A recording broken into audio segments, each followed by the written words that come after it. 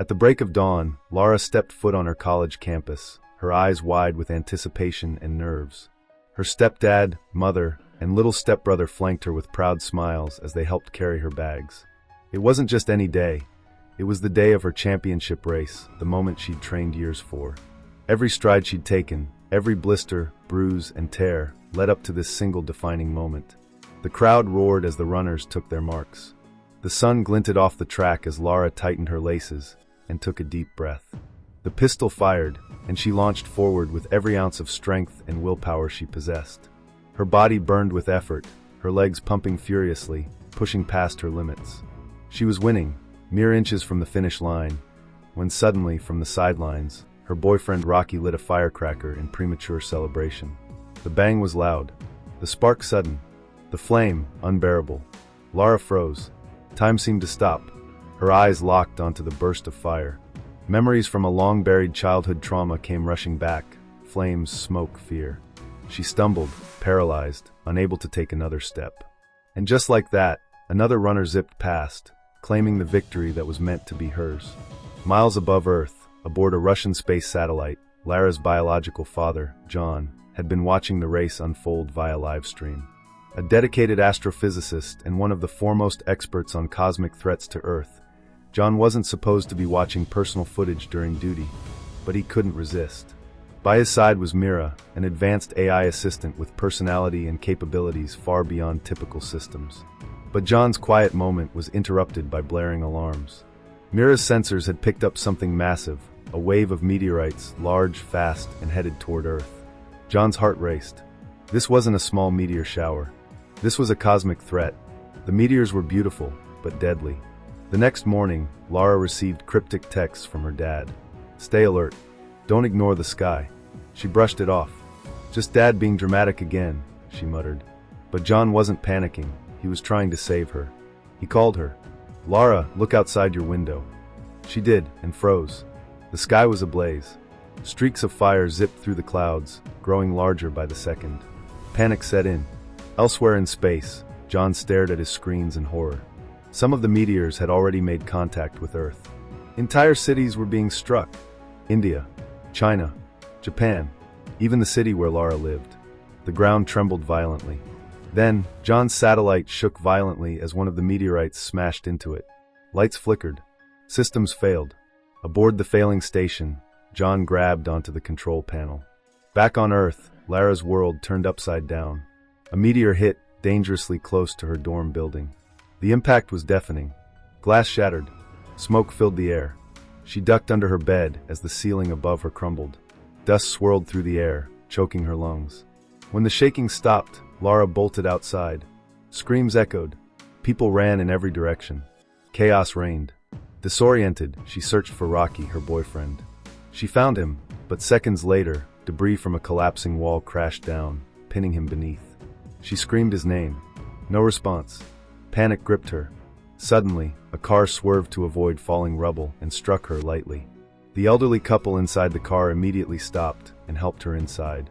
They drove aimlessly, navigating the shattered streets, but their path was soon blocked by an overturned truck. They exited the vehicle. Lara stumbled through the destruction, eventually reaching a mall, only for it to collapse in a dust storm moments later. The air became thick and toxic. In orbit, John recovered from the satellite hit. Mira's voice crackled back online, delivering grim updates. Multiple nations devastated, countless casualties. But John's focus was singular, his daughter. With Lara's phone damaged in the chaos, John used an old backup device. A childhood teddy bear he had secretly outfitted with sensors and a radio transmitter years ago. The bear reconnected with John's terminal. John now had a blurry visual of Lara's surroundings. The feed showed destruction, but she was alive. His voice came through faintly via the teddy bear. "Lara, I'm here," she gasped. "Dad." "Yes, it's me. I'm watching. I'll guide you." John coordinated with emergency teams to send rescue workers toward Lara's location. As they neared, her stepdad appeared, bruised but breathing. He informed her that her little brother was missing. The school he'd attended had been struck and was now a smoking ruin. Without hesitation, Lara set out toward the remnants of the school. Meanwhile, John faced a different crisis. Power aboard the station was dwindling fast. Mira detected one last working power source in a damaged engineer section, but it was dangerous to access. Without power, John couldn't guide Lara anymore. He made his decision. He suited up, stepped into the damaged corridor, and moved toward the battery. Lara entered the burned ruins of the school, her voice echoing through charred hallways as she called for her brother. "Ethan, where are you?"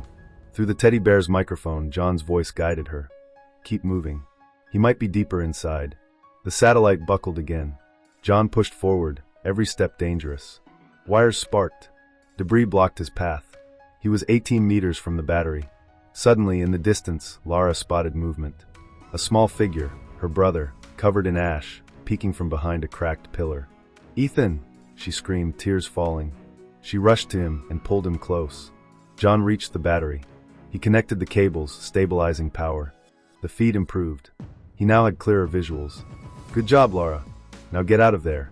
Outside, collapsing buildings forced Lara and her brother to flee.